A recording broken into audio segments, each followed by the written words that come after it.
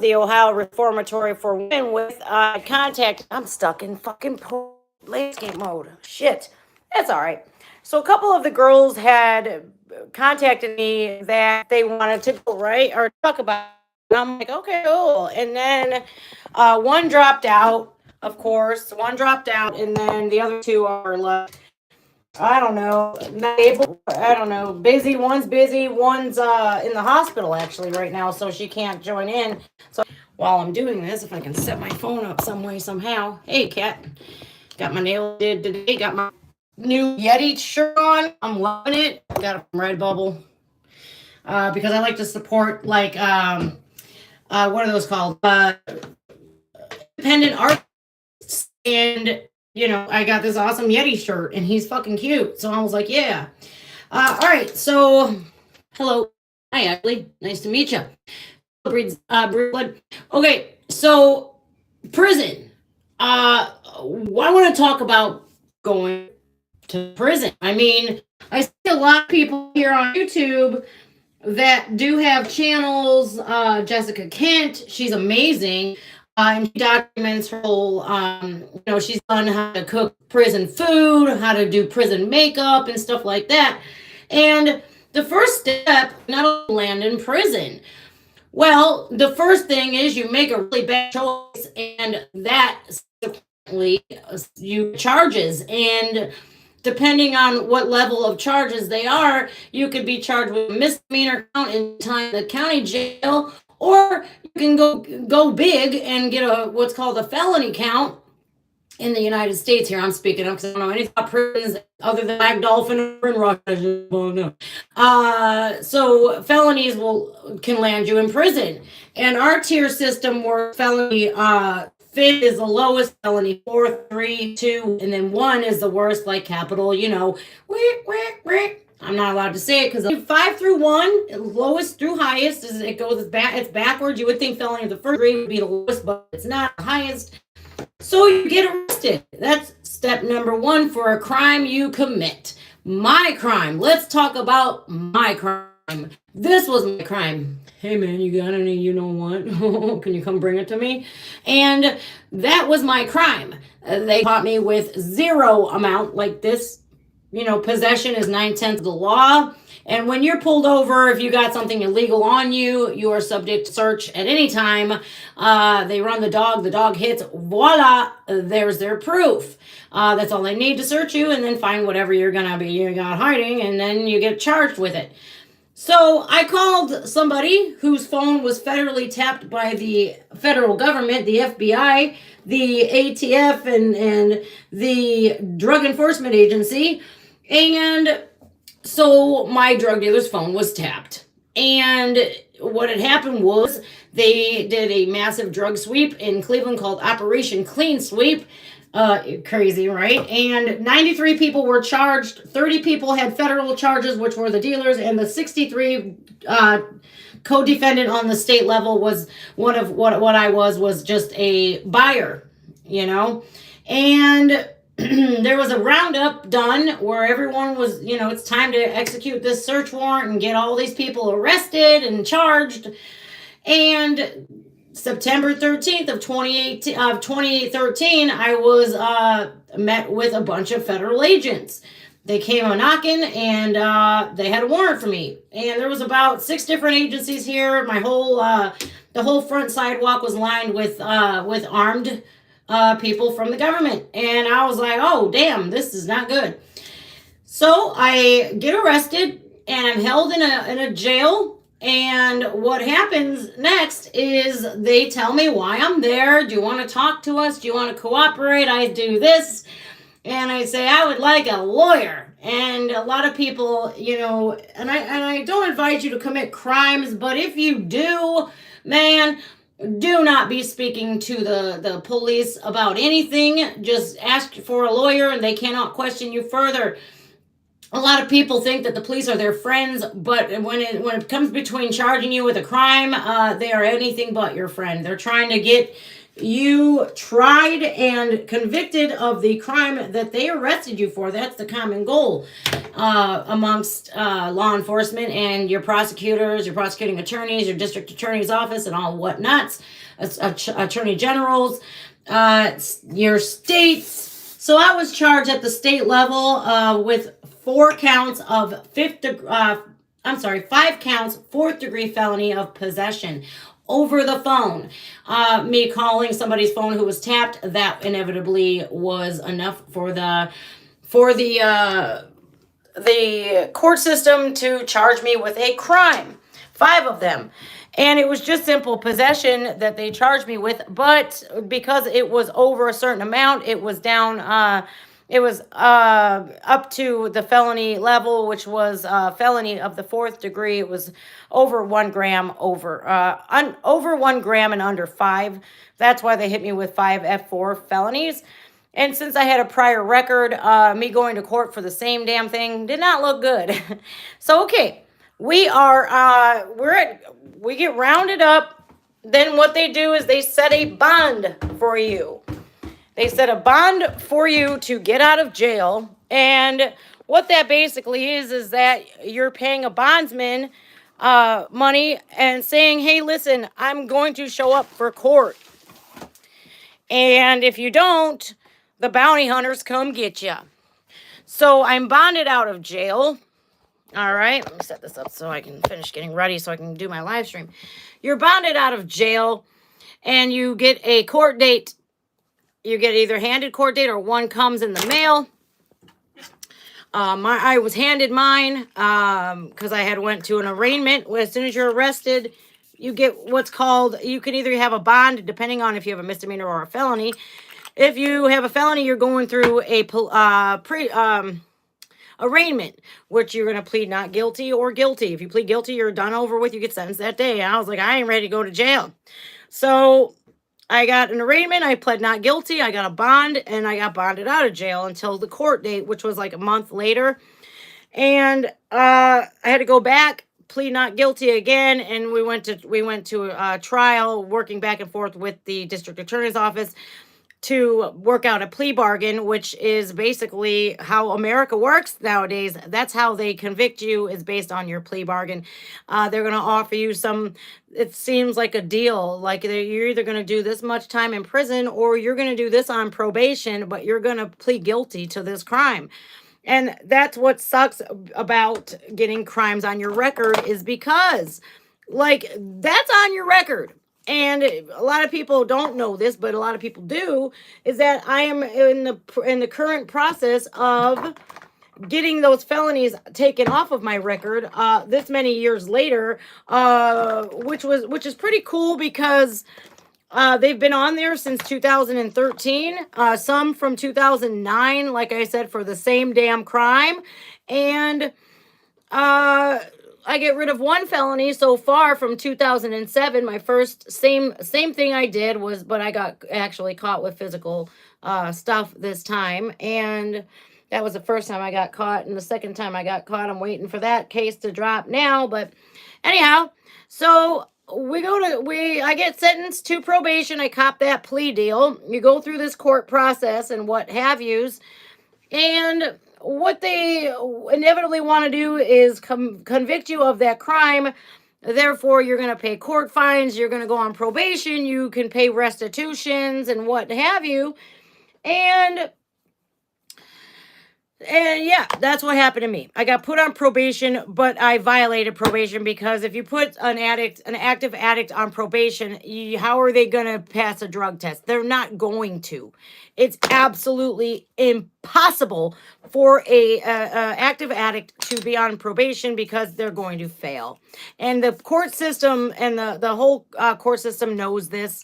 They know that you are destined to fail if you are an active addict. There's no way, shape, or form you're going to quit. So, of course, I violated my probation the first time. And so I was subsequently, I got a little contour job here. Subsequently, I was sent to jail for about 3 months, and then they gave me the great news that I was going into a court-ordered rehab, which I was like, oh, I've been to rehab like 35 times, dude. This sucks. But I didn't have to sit in jail, but I did have to wait for a bed to open up, and those court-ordered rehabs are not the Hilton. They're not the, I hate this treatment facility because it's bullshit. That Passages of Malibu, you always see that guy on the TV that's, I once was an addict, but now I'm not. Yeah, that's bullshit. A lot of those rehab facilities are, out of pocket. They're not covered by insurance because that's a multi-billion-dollar business, which is rehab facilities.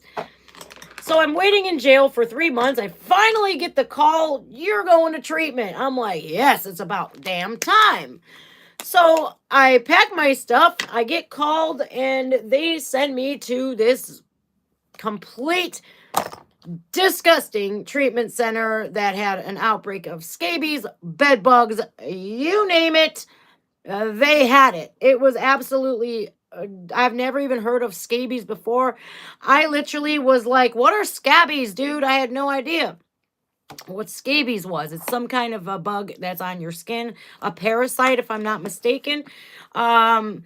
Yeah, it was kind of crazy. It was very crooked. The workers, a lot of them were current drug addicts, making you take drug tests. It was kind of cuckoo crazy. Extremely racist where I was at. It was ran by a lady named, I think her name was Veronica, but she absolutely hated white women. For some odd reason, I don't know why. But any of the white women that were in there were treated like absolute dog shit. And I was, I was in there. A lot of the addicts, unfortunately, due to the opiate crisis, were white girls, from the suburbs. Because, honestly, the black girls ain't that stupid where they're not gonna, they know better. They're not gonna touch that shit. And that's the honest to God's truth. The white girls are stupid. And that's what I attributed that to was, our naivety and, just, I don't know, just, I knew more white girl addicts than anybody. And all of my black friends, they fucking knew better. They didn't want to touch that shit. They knew exactly how addictive it was, but these dumbass white girls, man, they were stupid and they got themselves addicted. So anyhow, I'm in this rehab facility, disgusting rehab facility, and I complete the treatment there. It's a 2-month long 64 days. My judge, when I was sentenced to treatment, she says you need to be there the longest term possible. Well, when you get to a rehab facility, what they do is they determine, they go by this thing called an ORAS score, which is your, your need for treatment to see, if you're going to reoffend, if your recidivism rate, how dangerous you are as a criminal, and they base it off of that. Now, my convictions were for nonviolent, offenses pertaining to drugs. So, my ORAS score was relevantly low, and, it wasn't, they told me that your longest term possible here is 64 days. So I'm an addict by this point for going on 8 years, and I'm in jail for 3 months. I do a little over 2 months in treatment facility, and they think I'm going to be cured, right? No. And what really sucks about court-ordered rehabs is that addict is forced to go there. Now, no addict, and I get these questions all of the time, how am I going to help my son, my mom, my grandma, my neighbor, my son, this, that, the other. And I'm like, you can't. They have to make up that mind themselves, and they have to be the ones to say, I'm done. At that time, I thought I was done until I went to an AA meeting and ran into one of my friends who was higher than a kite. And all it took for me to relapse was to see him high. Let me turn my light on. Sorry, guys. All I did was see him high, and I was like, oh my God, You're high, bro. Oh, no, I'm not. And he was faded out at the table at actually an AA meeting that I had to go to because it was court ordered. I had to get those papers signed. And that was it. I bothered him. And this friend of mine is actually 5 years sober now. He contacted me, I think about 6, 7 months ago, saying how that he's sober now and whatnot. And that's all it took for me to relapse. But what I didn't anticipate was that the fentanyl had hit the streets of Cleveland. And I was used to doing real heroin, not fentanyl. And I did a tiny, tiny bit and it almost killed me. And then my stepfather actually was the one who did call, he called my probation officer and told her and expedited that process because when that happens, there's police reports made, and he only expedited that because it was bound to happen anyways. He just, went to the grave, thinking that he did the worst thing in the world for me, but in actuality, he saved my life. All right, now on to the prison part, you guys. 6 days after I overdose, I get arrested at IOP. I sign myself into an intensive outpatient treatment, and so I'm sitting out there. We go on our first break and everything's honky dory. I'm smoking a cigarette and 6 cars pull up, unmarked, and Cuyahoga County sheriffs. I'm like, fuck. So I take off my jewelry that my mom actually got me, a gold chain, because she, thought I would not use again. And so I was trusted with a nice, beautiful gold chain. And so I take my necklace off. I gave my money and my gold chain to David, who was the counselor at this IOP. And so I says, man, these guys are here for me. And he's like, no, how do you know that? And I'm like, because of what happened, And I, at this point, already knew that I was done using. Like, the night that I overdosed, when I was in the ride to the ambulance and to the ride to the hospital, I was just like, oh my God, I'm done. And then when I landed at the hospital, I actually flushed everything. And, I knew from that point on that I was done. And I also knew that, you know what, you guys, I'm in a lot of trouble, and I'm about to go to prison for a very long time. I knew it because my judge was one of the strictest, she is the strictest judge in Cleveland. So I'm like, man, I'm done. She told me the next time she sees me, I'm done. And in that ambulance ride, I just knew it. I knew I was screwed. So I did everything and anything that I could to make it look good that, I'm signing up for IOP, and, I'm going to make it look good if I do go to court for this, which I knew I was going to anyway. And, I was picked up. I was arrested. I was put back into county jail, which, if you look up Cuyahoga County Jail on the news, you guys, there's been a lot of deaths in that jail. Due to the fact that people are, number one, they're coming off of, hardcore narcotics, and they're dying from withdrawal. A really famous case that happened in Cuyahoga County was Sean Levert. Gerald Levert, he's a R&B singer. His brother actually was in the Cuyahoga County Jail withdrawing from Xanax. And that's a narcotic benzodiazepine given to people for things such as anxiety. Okay. I honestly, you guys, if you take that medication, it's only going to make your anxiety worse. That's what I found out over the years. So Sean Levert passed away because he was going through withdrawal. But me, see, I did it that one time, and then it was a overdose that happened.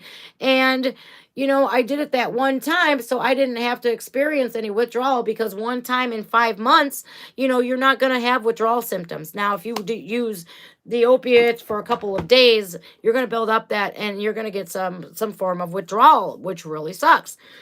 And I wasn't withdrawing or anything, so I was good to go. But my cellmate, oh boy, my cellmate was profusely sick. And I knew right then and there, I'm like, you know what, man, I will never touch this crap again.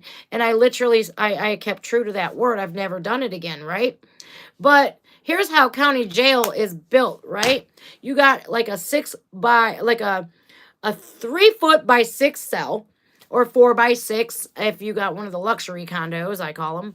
There's a metal bed that's bolted to the wall, which it's a flat tray, basically a metal tray, which a mat about that thick, you put on your mat that thick, and then the next person that you share a room with is supposed to be single cells. They sleep on the floor. Well, unfortunately for me, she got there first, so my ass was on the floor, and this girl was throwing up, and she was going through that nasty withdrawal, like it was really bad, and I was just praying like hell, like, get me out of here. So a week later, I have to deal with this for nearly a week before I go to court, right? And my judge is pissed. She won't even look me in the eyes at first until I open my mouth. Shut me up right away. And she says, I told you the next time you're here, you're going to prison, right? And I says, yeah. But I promise you, I've learned my lesson this time. I'm not doing that shit no more. And she says to me, she looks me dead in my face. She picks up a stack of papers, which is statistics, and she whips them right at my face. And I'm standing about 6 feet away from her bench. And they hit me in my face. I'm handcuffed. Behind my back, I'm handcuffed, because when you go to court, you're shackled and handcuffed. She hits me in the face with this packet of paper and says, you're not dying on my docket. Therefore, I'm sentencing you to 36 months in the Ohio Reformatory for women. And I was shook. I was like, oh my God. So when you're sentenced, you know, they send all kinds of paperwork and stuff on the computer to the Department of Rehabilitation and Corrections. And you sit there and you don't know when you're riding out because of a security risk. They don't know. You can't find out when you're leaving, because that's how escapes happen. And Lord knows we don't need a drug user out on the streets. You know, they're so dangerous and violent and just unpredictable. So 2 weeks after I was sentenced, I was shipped off to the Ohio Reformatory for women. And it was 4 o'clock in the morning. They call my name through this intercom that's in my cell. And I pack up. And I get handcuffed and shackled to another inmate that was going with me to the Ohio Reformatory Women. They pack us into a conversion van. And there's about 13 of us going that day. That day. And we're handcuffed and shackled together, sitting on a van for roughly 3 hours. When we pull up to them gates, it's massive. I think you guys have seen it on my last live stream. I put it on, I put the video on there, which I pulled right up to that place again, right? But the Sally Port, which you go into, which the inmates go into and go out of for transport and stuff, the fence is about 30 feet high with razor wire, and it's gnarly looking, and it's a sliding gate.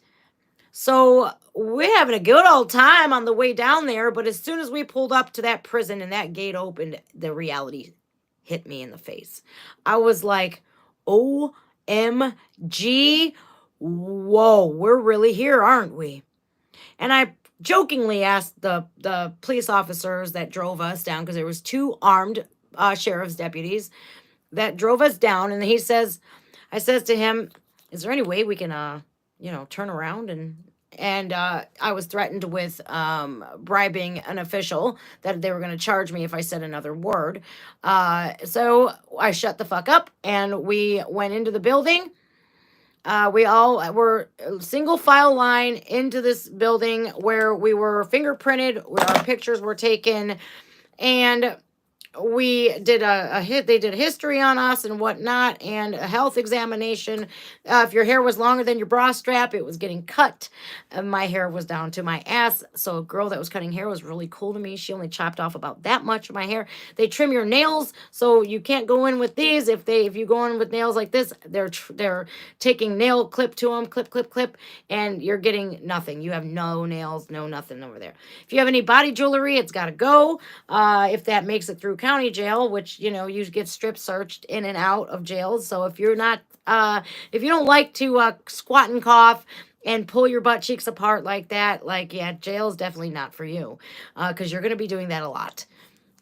So we get strip searched. We go in through admissions building. I better go get my charger upstairs before this phone dies on you guys. we go through admissions, we get our little name tags and our little picture ID, and we get assigned to a bunk.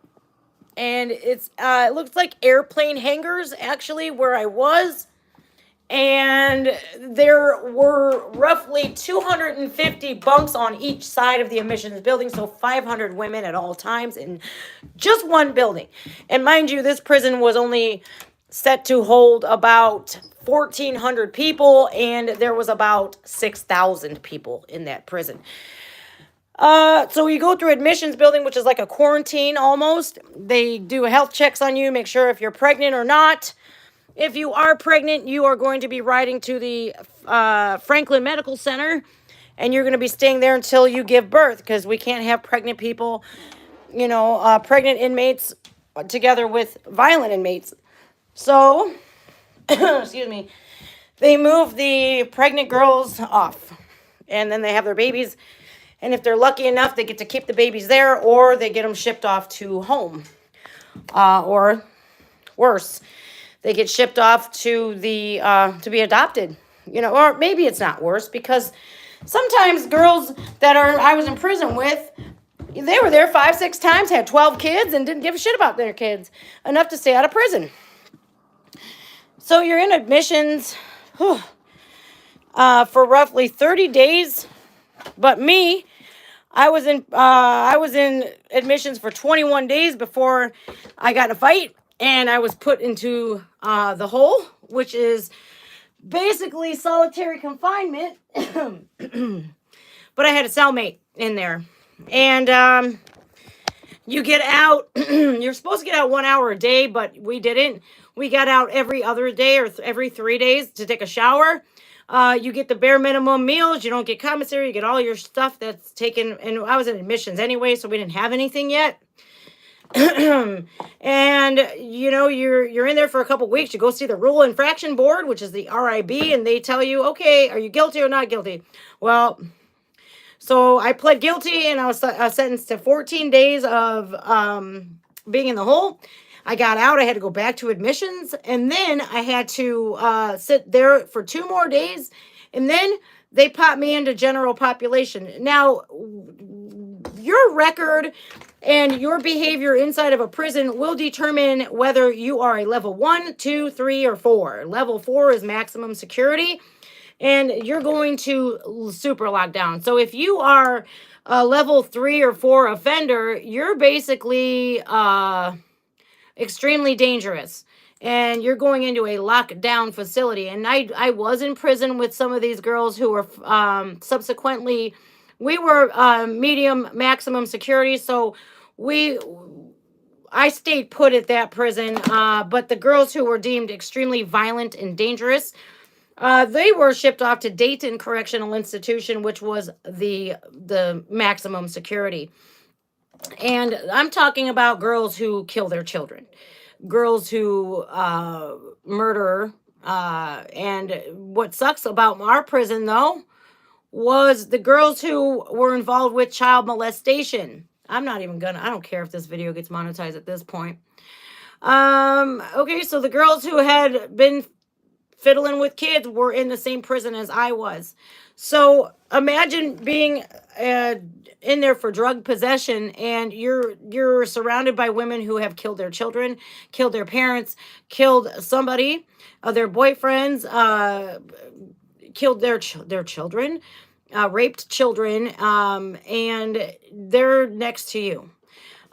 So that was very hard and difficult on me. I can't lie. I can't tell you that. I can't sit here and tell you guys that I didn't feel some type of way about that for a long time. I'm still a little bit resentful for that. And, I pop into general population, and I'm surrounded by, you don't really know who's there, because, no rapist is going to say, well, I'm in here for raping kids. You don't know. And that had happened to me.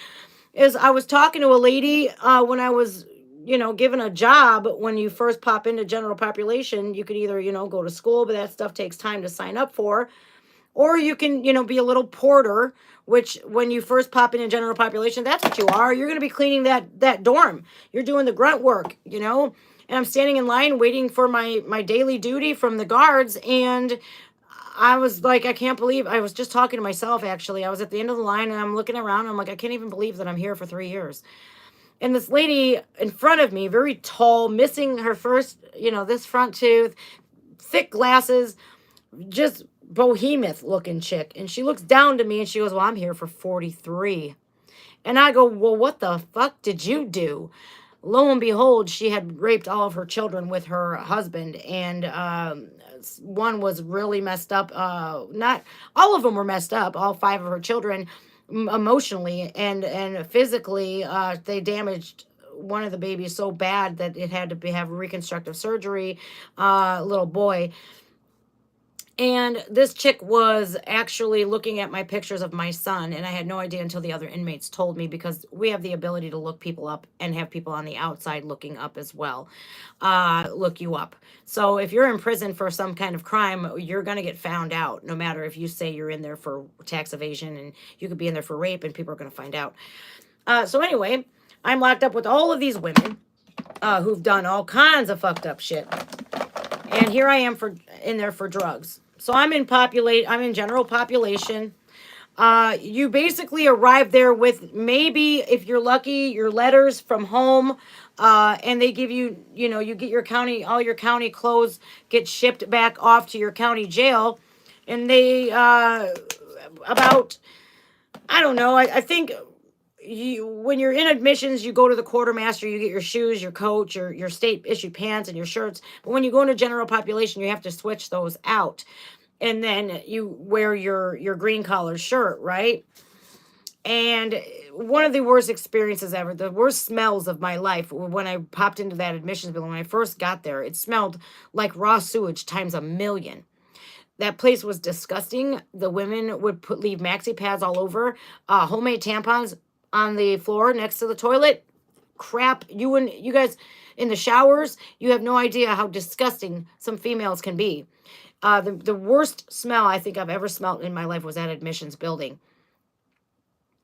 So they give you state issued clothing. You can have a choice to buy clothing from outside catalogs, have your families do it for you. And that's, I did as soon as possible. You can have a TV in there. You can have a mini MP4 player, which I had.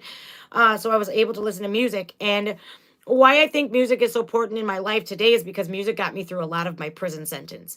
And it got me out of that element. I would sit there outside or even on my bed and drawing and just listening to music, really good music, and it kept me sane. So I pop into general population. You kind of find a groove. Once you're in there, you get a routine that's down. And I found a routine, which was pretty cool. Hustles, ways to make money. There's all types of ways to make money. And you can do makeup, you can do hair in there, you can draw like I did. I drew cards and stuff for people, and pictures for women. It was for their children to send home. They do braids. They do, even some people, I don't know why they do tattoos. They really do. They do tattoos in there. Like, it's absolutely absurd. Not one girl from prison actually had a good homemade tattoo in there.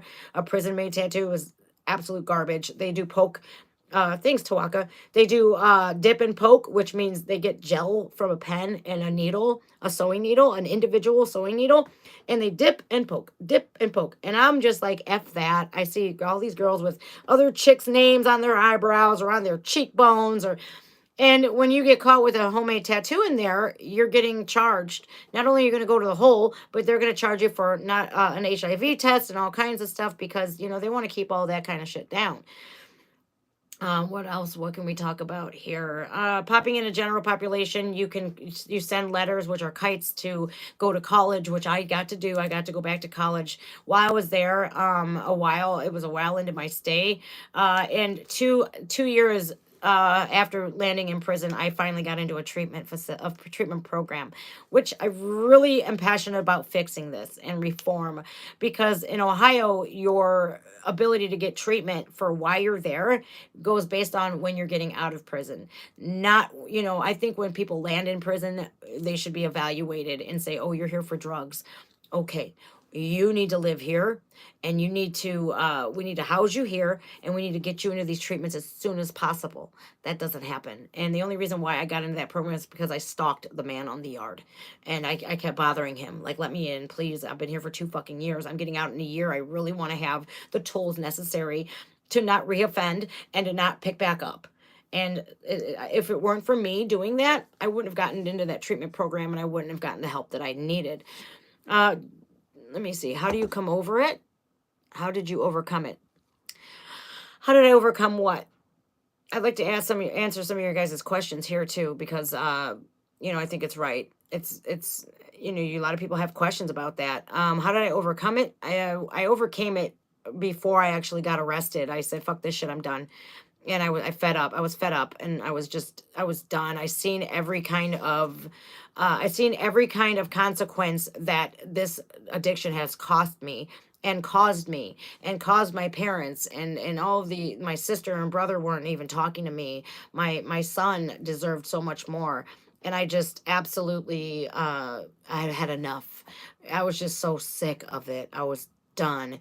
And unfortunately, after I quit, I had to go to prison. And that actually dried me out for quite a while and gave me the drive. And I was one of the people that were in prison once, and that was it, done. Like, I will never forget my experience at the Ohio Reformatory for Women, nor will I ever go back. Nope. I will not put myself in those situations where I could land back up in prison, because once you're in prison once, you absolutely will go again. Oh, thank you, Harley. What is this? Oh, trying to get these comments. Ah. All right. So I appreciate it. Yeah, it is a very interesting story. It is mine, and it's mine to tell, and I'm not afraid to tell my story. You know, I think that it's a good thing when, you know, you see people that have gone through this transition in life to where they have been over here and now they're over here. And how did they get there, though? How did they get there? How did they get through it? I was very mentally headstrong to where I was like, I'll never do this again. And I meant it. And I looked at my son while I was in prison, and I absolutely told him and I promised him that he would always have the mother that he deserved, and I meant that. And I made true to that promise. And him and I, our relationship is the best it's ever been today. And my sister and brother and I are absolutely, you know, we are closer than ever. You know, and my mother and I have a really great relationship. My father and I had a really great relationship before he passed away. And you know, I really do have to thank him for giving me that timeout that I needed. It was a sit down and reflect on everything that you've ever done because of this drug addiction. And you better look really long and hard at that and see that this is where it's taken you. This is where, because dying 6 times, almost dying 6 times, almost, that wasn't enough for me. It wasn't. I overdosed 6 times. The 6th time was the last time I was, that was the one that was done. I was done after that one, but.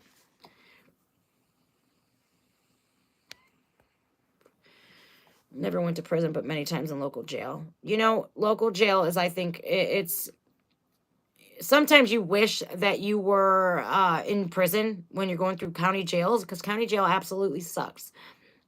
So I'm in general population. Eventually, I lead into the dog program, and I'm helping train service dogs, and it was the best thing ever, because as you guys all know me, I'm a fur baby lover. I love my dogs, my cat.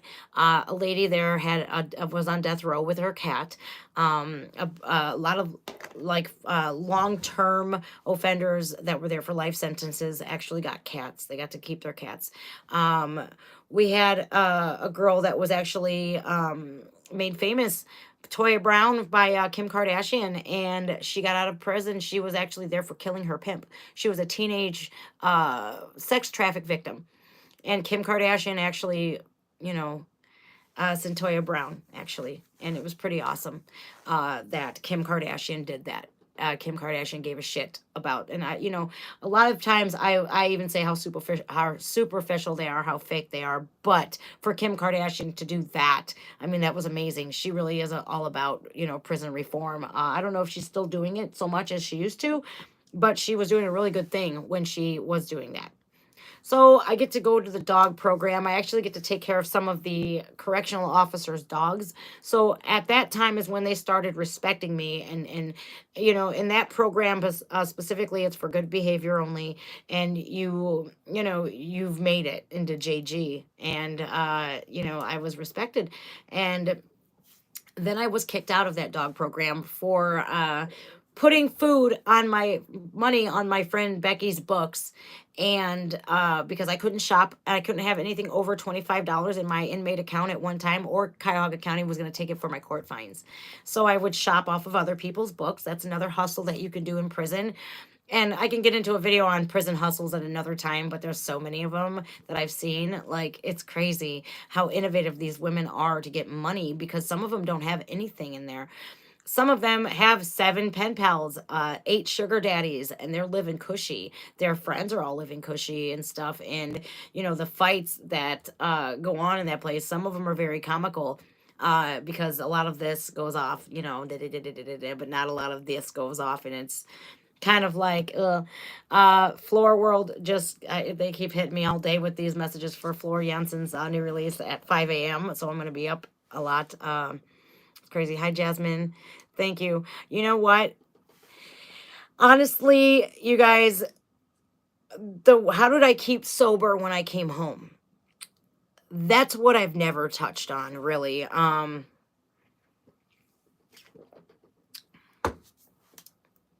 I got home, a lot of people tried to contact me, whether it be on Facebook or Instagram, seeing them on the streets, what have you. The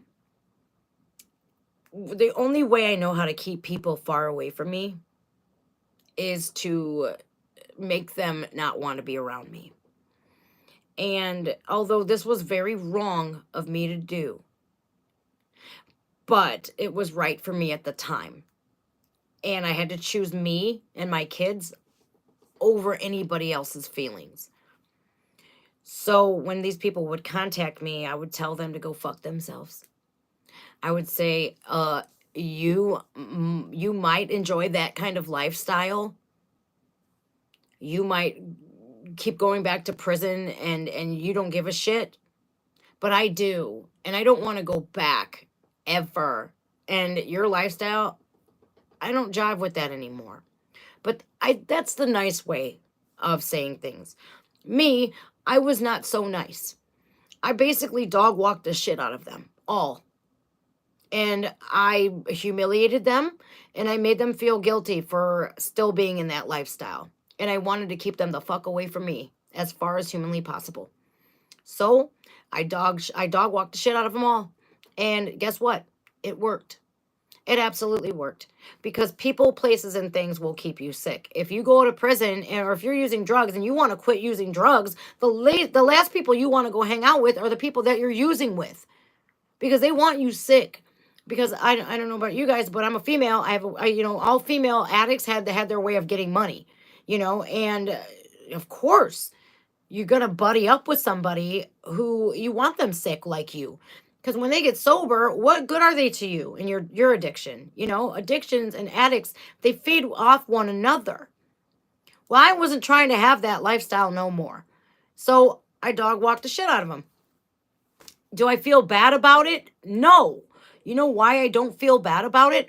I don't feel bad about it one bit, because it kept me sober. It kept me away from those kind of people. And guess what? One of them, one has gotten sober. One. I don't want to even tell you guys where the rest are. I don't know. I know a couple of them, not a couple, way more than a couple that are dead. And I didn't want to end up that way. So going to prison, it saved my life. It really did. And I can't sit here and say, woe was me. I can't believe I got sentenced to prison that long for drugs. You know what? I look at it this way. At least I didn't get caught doing worse shit that would have landed me in prison for a lot longer. So I chalk it up and I say, it is what it is. It's taught me a lot. So, do you guys have any questions about prisons, or if you have somebody in prison that, they're telling you one thing and you're thinking they're doing another? I could shed some light on that. I seen a lot of women in there playing men. It was not fun. I really didn't get to, I had pen pals that were in prison. So just to pass my time, a lot of them were talking about marriage and children and stuff like that. And I was just trying to pass my time. So thankfully nothing that happened. I did quit smoking in prison, but I did buy a cigarette for $5 once. That was a pinner. It was like that big around, maybe that big around, rolled up with a tampon, the exterior wrapping of a tampon paper, and we smoked it in the bathroom. I don't know how we got rid of it and how we had a lot of body spray and stuff, and really cool correctional officers. All right, let me see some of your comments here. I got my felony expunged, one of them. I got 2 more to go. Harley Hooten, anything to better you is not wrong, girl. Even today, what you told them is totally right. Absolutely. I don't have any regrets whatsoever. The only thing that I do regret, which I really can't because I have my son, my little one, is I wish I would have stayed on my own and not gotten into a relationship as soon as I was in the halfway house, because I actually got some time off my sentence, which I got 90 days off my sentence for good behavior. I did go to the hole a couple times for some bullshit. But actually, I got 3 months shaved off my sentence because I went back to college. And the reason why my son, Matthew, was so smart is because he gets that from me. I was on the dean's list. I had a 4.0 in college when I went back to a community college in prison. I had the dean's list before when I was out on the streets before I started using drugs. So I'm fully intelligent. And I went to a halfway house and I met somebody roughly a month after I landed there. And I wish I wouldn't have some days. I wish I wouldn't have, because it would have spared a lot of heartache. But it taught me a lot. And I do have my baby, so I really can't regret anything.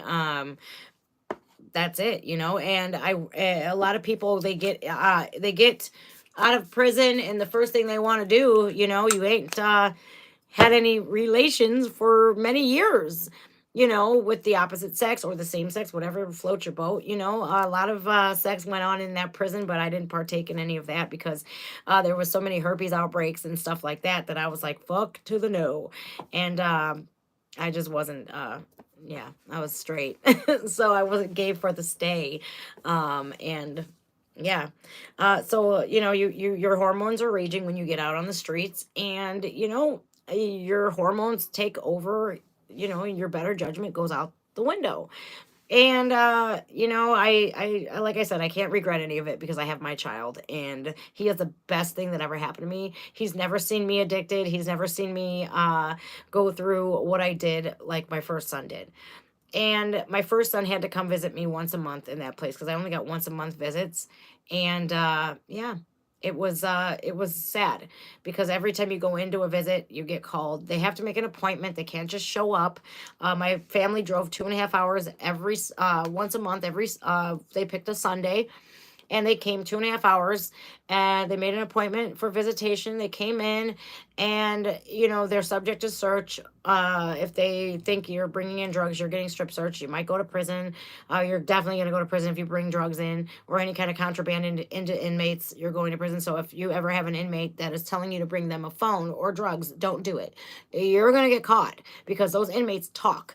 None of them can shut up. None of them can keep quiet. They're telling everybody, and it gets back to the internal mechanisms of the prison. And the highway patrol will be there waiting for you, so don't do it. When an inmate gets called for a visit, they get a pass. You get to walk down to visitation hall. You get strip searched before you go in. And I'm not talking you just take your clothes off and turn around and do a little twirl. Oh, no. You turn around, you bend at the waist, and then you squat, and then you cough really, really, really hard 3 times, and then you spread them. They go through your hair. They make you lift your tongue. You do that, they're going through your hair, they're checking behind your ears, they're lifting up your boobies, they're doing all kinds of shit. And I put up with it because my family was on the other side of that door. But you know what? And I did that for almost 3 years, once a month. So about 33 months that I was there, yeah, I got to do that. So it really sucks. It's a lot of, there was a lot of suicides, attempts in that prison. There was actually one, while I was there, that was successful, and it was really sad. It was really, really, really sad. I didn't know her, but she was on the mental health unit, and she died. Thinking writing books, Jen. I don't know. I don't know if anybody would buy it. I'm pretty open here on my channel, so I don't know. I don't know about writing a book, but if I could help anybody, I will. And I could tell you guys this much, that for so many years that I was addicted, yeah, I went to jail a lot. I went to rehabs a lot, but prison really shook me to the core. Being with all of those people, and even in county jail, you don't know who's there for what, unless you got somebody on the outside that's willing to look up people's name and their dockets. You don't know why they were in there. A couple of times that I was in the county jail, I was in there with women that were molesting kids and people on trial for murder. And that's scary. It's scary on its own, and the food is so inedible that I wouldn't even feed it to my dog on their deathbed. If they're starving, if there's a starving dog on the streets, and I would not feed them this food. It's inedible. It's disgusting. It's barely enough. You eat breakfast at like 4 o'clock in the morning, and then lunch is at like 10, and then dinner is not again till like 5 or 6 o'clock at night. You're starving in that prison. So unless they have a hustle in there, that's why girls hustle in there. If they don't, they're not going to eat. But I seen a lot of girls literally playing the fuck out of people in order to get money. They're getting their hair done, and there is a salon in the prison. There's actually a cosmetology school. And prison, say what you will about it, a lot of people can hate on that prison, and I was not particularly fond of that place either. But they give you the tools necessary to change your life and better your life. It's up to you completely if you do. And I did. I took everything that I learned from there, and I was like, I will never come back here, motherfuckers. Because I've seen people leave, and if they didn't die, they were coming right back. It was like, bruh, did you miss this place or what? Like, do you not like to have freedom? And I would see all of these women, they'd leave, and their asses would be back a couple months later, on a parole violation and stuff like that. It's like, man, y'all must love it here. And I think a lot of people don't know any better, and they kind of get used to it in there. And I didn't want that to happen to me. I didn't want to be desensitized to prison. I didn't want to have more than one prison number. I don't see how people can have multiple prison numbers and enjoy that shit. Fuck that. No thanks. One and done for me.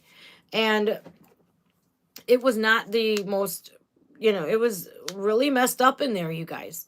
There's a lot of inmates, sleeping with, I think there was 250 correctional officers in the time that I was there that were walked, which means they were fired due to inappropriate relationships with inmates, bringing them contraband. And what's so worse about that is when you see a CO and they come back as an inmate. It's like you just threw your whole life away for what? For money? Because those correctional officers, they ain't stupid. They're not going to be bringing people a phone. Hey, hi, Anastasia. Oh, I'm not live yet, but I wanted to do this real quick. Thank you, honey. Okay, so those COs are not stupid whatsoever. If you want them, if you're an inmate and if you want contraband brought in, like a phone, that's going to cost you $1,000, if not more. They're not going to risk their job and their freedoms for absolutely nothing, right? Not because you're cute. They don't care about that. They care about making money. what sucks about when I would see inmates with correctional officers, I didn't say a goddamn thing. Number one, because I'm not a snitch. I don't tell on fucking people. I refuse to say anything if I knew something, because that's not my place. And I just don't have that in my DNA. But their dumbasses be telling everybody, and before you know it, their internal investigation is done and they get caught. And there was several inmate correctional officer relationships while I was in the prison. There was actually one. Oh, cool. Thank you for coming. I appreciate it. There was actually a correctional officer. When I first got there, I was in the admissions building, and there's these cars that go around the perimeter. Like on my last live, you've seen that lady and I get into it. Her job was to go around the perimeter in a patrol vehicle, an unmarked patrol vehicle, and do the perimeter check to make sure people aren't escaping or shit's not getting thrown over the fence. Well, the CO was moved to perimeter. Here he had a sexual relationship with an inmate, and he was married. Don't ask me why, like, these COs can get pussy anywhere outside of the prison. What the hell are you doing sleeping with an inmate? You're going to get fired. That's not only that, is that an inmate cannot legally consent to sex because you're property of that state that you're in prison under, right? So an inmate cannot consent to sex. So that is deemed as rape. Now, this CO was caught. An investigation was done. He was put on perimeter until the investigation was completed or whatnot. There was an undercover investigation, and the COs began talking, and the guy caught wind that he was under investigation. Well, one evening, we're all sitting there chit-chatting away. Me and the ladies were sitting there at the bunk talking, and all of a sudden we hear a shotgun blast. And the perimeter guy has a 12-gauge shotgun just for protection. And that's the only type of firearm that's going to be on them grounds is outside of the gates, protecting the gates. Well, he knew he was going to be investigated. He knew his marriage was over. His life was over. He was going to be charged with rape. So he took it upon himself to shoot himself inside that vehicle, and he did. And we were all like, whoa. And we all kind of ran to the window. We all got in trouble for running to the window. I've seen ladies try to escape before. I've seen a lady try to run towards the razor wire fence. Like, she took off. We were in line for, we're going to chow. And she took it upon herself to run to the fence, to right around that area, actually, where that guard had committed suicide. And she ran full tilt. And there's razor wire on the bottom, like a lot of it, like maybe 4 or 5 feet of that. So you got to be like Spider Monkey and jump up over that razor wire. Hope the fuck you don't fall and get tangled in that mess. And then you got to climb up that 30-foot gate, and then you got to hop over. It's basically not worth it. She didn't even make it to the fence, and they had tackled her. And she got, wait till you hear this. She got, for attempted escape, 10 years added onto her sentence. And she only had a 2-year sentence. Crazy, right? It's absolutely baffling. It's absolutely baffling. Bye, Renee. Thank you for coming. But, you guys, I honestly can say that at prison, it made me who I am today. Unfortunately, it did not teach me, I know better now, but I was very naive when I came home. Like, very, very, very naive when I came home. And today I don't believe, like, I'm that type of person that I have to see it to believe it now, but it did teach me that I'd never want to do that again. And, sometimes you have to go through shit like that in order to learn your lesson. So, all right, you guys, look, I got to get ready for my live stream here. I love you all. Thank you for joining me. And I hope, like hell, I can continue this. I'm 11 minutes late for my other live stream. Well, shit. And I love you guys. So if you have any more questions, feel free to join my next live stream. And if you want, you can follow me on Instagram if you like. It's Just Jen Reacts, and you can tell me what kind of content you guys want to hear next about the prisons and stuff like that. That'd be great. I really appreciate your feedback. All right, guys, take care. I'm Jen. See ya. Bye.